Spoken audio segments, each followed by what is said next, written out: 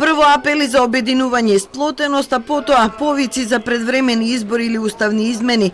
Вака двете најголеми партии во државата, ВМРО, ДПМН и СДСМ, им ги честитаат божикните празници на граѓаните.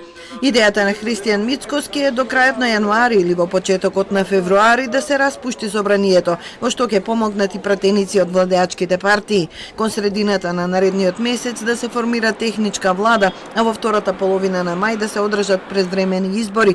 Уставните измени ги смета за предавство. Тоа не е обединување, тоа е предавство.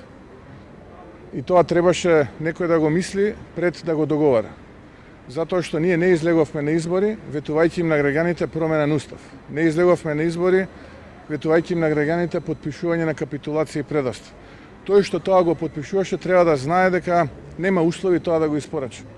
Предвремени избори нема да има, возвраќа СДСМ и му најавува на Мицкоски уште еден изборен пораз во 24-та. Споменувањата ново собраниско мнозинство ги нарекуваат фабрикувани лаги, а предавството го дефинираат како блокирање на европскиот пат. Членството во Европската Унија со признаен македонски јазик и идентитет е врв на патриотизам и исполнување на стратешката цел поставена од независноста. Предавство е да се лаже својот народ и да се блокира европскиот пат.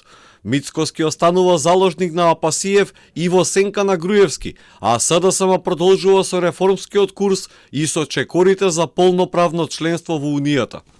Колку што СДСМ и ДУИ се далеко од обезбедувањето 80 пратеници за отварање на уставот и внесување на бугарите во преамбулата, толку и ВМРО ДПМН е далеко од собирањето 61 пратеник за распуштање на собранието како услов за распишување избори. Собраниската математика покажува дека за оваа идеја стоја само 45-6 пратеници, бројќи ги и двајцата од БЕСА. И во другиот блок не достигаат десетина приврзаници на уставни измени, но поддршката на Алијанса и Алтернатива е условена со нови барања, меѓу кои именување на албанскиот како втор службен јазик наместо зборовите јазик што го говорат 20% од граѓаните.